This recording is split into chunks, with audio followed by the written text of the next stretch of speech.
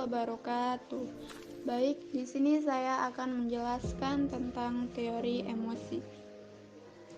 Pertama-tama, apa itu emosi?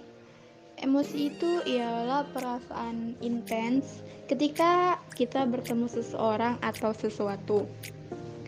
Yaitu perasaan seseorang itu intens ketika dia bertemu dengan seseorang atau ketika dia berhadapan dengan sesuatu atau keadaan tertentu. Nah, emosi ini adalah salah satu bagian dari 3 bagian utama diri manusia, yaitu yang pertama kompetisi, yang kedua afeksi, dan yang ketiga psikomotor. Nah, emosi ini adalah bagian dari perasaan atau afeksi. Di sini ada 4 teori emosi. Yang pertama, common sense. Jadi, teori pertama ini mengaitkan emosi dengan psikologis. Menurut teori yang pertama, rasa takut itu muncul terlebih dahulu, baru selanjutnya muncul reaksi psikologisnya, yang berupa jantung berdebar atau berteriak. Yang kedua, James Lange. Teori ini berkebalikan dengan teori yang pertama, bahwa teori James Lange ini mengatakan bahwa emosi, misalnya di sini rasa takut, itu muncul setelah reaksi psikologis, yaitu reaksi gerakan tubuh. Misalnya, ketika melihat serigala menakutkan, baru setelahnya bereaksi secara fisik terlebih dahulu, baru terasa emosinya. Baik, teori yang ketiga yaitu menurut Cronenberg. Menurut Cronenberg, ekspresi emosi dihasilkan dari fungsi struktur hipotamus dan perasaan emosional dihasilkan dari stimulasi talamus dorsal.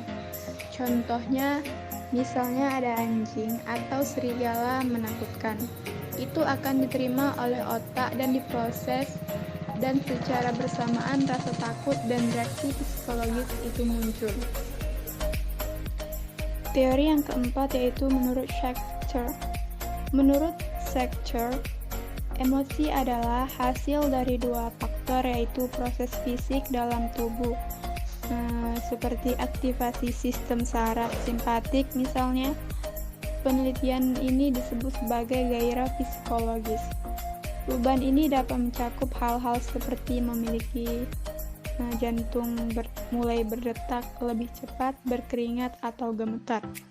Contohnya itu ketika ada serigala yang menakutkan, lalu kemudian muncul reaksi psikologis. Lalu, diri kita memaknai reaksi ini sebagai emosi, yaitu rasa takut. Baik, selanjutnya memasuki faktor penyebab emosi. Faktor penyebab emosi ada 2. Yang pertama faktor internal dan yang kedua ialah faktor eksternal. Faktor internal umumnya, emosi seseorang muncul berkaitan erat dengan apa yang dirasakan seseorang secara individu. Mereka merasa tidak puas, benci terhadap diri sendiri, dan tidak bahagia. Adapun gangguan emosi yang mereka alami antara lain adalah merasa tidak terpenuhi kebutuhan fisik mereka secara layak, sehingga timbul ketidakpuasan, kecemasan, dan kebencian terhadap apa yang mereka alami, merasa dibenci, disia-siakan, tidak mengerti, dan tidak diterima oleh siapapun termasuk orang tua mereka. Selanjutnya faktor eksternal.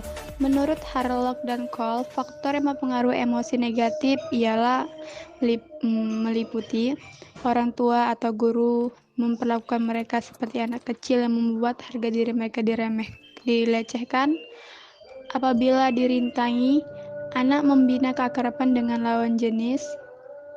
Terlalu banyak dirintangi daripada disokong, misalnya mereka lebih banyak disalahkan, dikritik oleh orang tua atau guru. Macam-macam dan ciri-ciri emosi. Emosi ada 2 macam, yaitu emosi positif dan emosi negatif. Emosi positif, emosi yang menyenangkan, yaitu emosi yang menimbulkan perasaan positif pada orang yang mengalaminya. Di antaranya adalah cinta, sayang, senang, gembira, kagum, dan sebagainya. Sedangkan emosi negatif, emosi yang tidak menyenangkan, yaitu emosi yang menimbulkan perasaan negatif pada orang yang mengalaminya. Di antaranya adalah sedih, marah, benci, takut, dan sebagainya. 1. Emosi marah. Sumber utama dari kemarahan adalah hal-hal yang mengganggu aktivitas untuk mencapai tujuannya. 2. Emosi takut. Takut adalah perasaan yang sangat mendorong individu untuk menjauhi sesuatu dan sedapat mungkin menghindari kontak dengan hal itu. 3. Emosi cinta. Emosi ini merupakan gambaran kesenangan bagi si pelaku. Tentunya mereka akan mendekatinya. 4. Emosi depresi. Seseorang mulai menutup ekspresi terbuka daripada emosi-emosinya dan akan meluapkannya dalam dirinya sendiri. 5. Emosi gembira. Gembira adalah ekspresi dari kalangan, yaitu perasaan terbebas dari ketegangan. 6. Emosi cemburu. Cemburu adalah bentuk khusus dari kekhawatiran yang didasari oleh kurang adanya keyakinan terhadap diri sendiri dan ketakutan akan kehilangan kasih sayang dari seseorang. 7. Emosi khawatir. Khawatir atas was-was adalah rasa takut yang tidak mempunyai objek yang jelas atau tidak ada objeknya sama sekali. Emosi dapat dikelompokkan menjadi 3, yaitu sebagai berikut. 1. Emosi yang berkaitan dengan perasaan, misalnya perasaan dingin, panas, hangat, sejuk, dan sebagainya. 2. Emosi yang berkaitan dengan kondisi fisiologis, misalnya sakit, meriang, dan sebagainya. Munculnya emosi seperti itu, ini lebih banyak dirasakan karena faktor kesehatan. 3. Emosi yang berkaitan dengan kondisi psikologis, misalnya cinta, rindu, sayang, benci, dan sejenisnya. Yang pertama yaitu pengertian stres. Pada hakikatnya, stres merupakan sebuah kondisi seseorang yang mengalami tuntutan emosi berlebihan dan atau waktu yang membuatnya sulit memfungsikan secara efektif semua wilayah kehidupannya. Keadaan ini dapat mengakibatkan munculnya cukup banyak gejala seperti depresi, kelelahan kronis, mudah marah, gelisah, impotensi, dan kualitas kerja yang rendah. Hawari berpendapat bahwa istilah stres tidak dapat dipisahkan dari distres dan depresi karena satu sama lainnya saling terkait. Stres merupakan reaksi fisik terhadap permasalahan kehidupan yang dialaminya, dan apabila fungsi organ tubuh sampai terganggu, itu dinamakan distres. Sedangkan depresi merupakan reaksi kejiwaan terhadap stres yang dialaminya.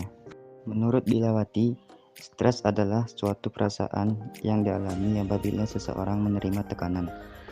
Tekanan atau tuntutan yang diterima mungkin datang dalam bentuk mengkekal jalinan berhubungan, memenuhi harapan keluarga, dan untuk mencapai akademik.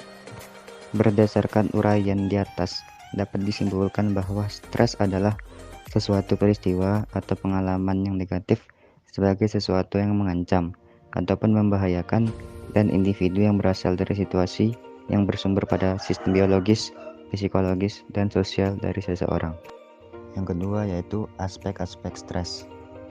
Seseorang yang mengalami stres mempunyai dua aspek utama, yaitu dari yang ditimbulkan akibat stres tersebut, yaitu aspek fisik dan aspek psikologis.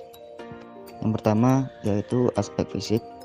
Aspek fisik ini berdampak pada menurunnya kondisi seseorang pada saat stres sehingga orang tersebut mengalami sakit pada organ tubuhnya seperti sakit kepala dan gangguan pencernaan dan yang lain-lain lagi. Yang kedua itu aspek psikologis. Aspek psikologis terdiri dari gejala kognisi, gejala emosi, dan gejala tingkah laku. Masing-masing gejala tersebut mempengaruhi kondisi psikologis seseorang dan membuat kondisi psikologis menjadi negatif, seperti menurunnya daya ingat, merasa sedih, dan menunda pekerjaan. Hal ini dipengaruhi oleh berat atau ringannya stres. Berat atau ringannya stres yang dialami seseorang dapat dilihat dari dalam dan luar diri mereka yang menjalani kegiatan akademik di kampus.